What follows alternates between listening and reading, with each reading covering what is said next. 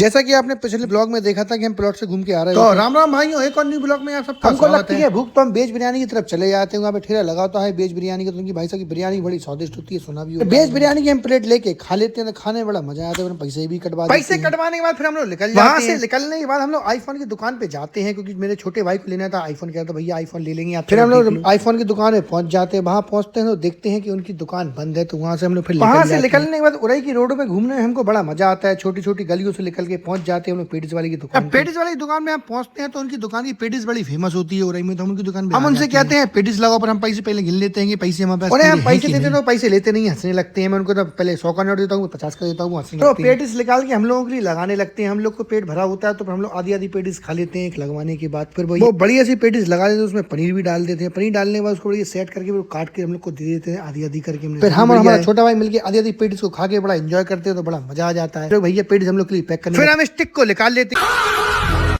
फिर स्टिक निकालने के बाद स्टिक को बंद कर देते हैं। स्टिक और पेटिस को लेके हम लोग अपने घर के लिए निकल जाते हैं। फिर वहाँ पे देखते हैं सोना खेल रहा है। मंदिर में छोटी सी घंटी लगी होती है, तो सोना उसको बजा देता है, तो फिर अपने आप टीका भी लगाने लगता है। फिर सोना टीका लगाने के बाद हम लोग फिर घर के लिए निकलने लगते हैं। तो बाय गाइस, मिलते हैं ऐसे इंटरेस्टिंग ब्लॉग में। हेलो गाइस, हम मामा के लोन देख के घर पे आए हैं।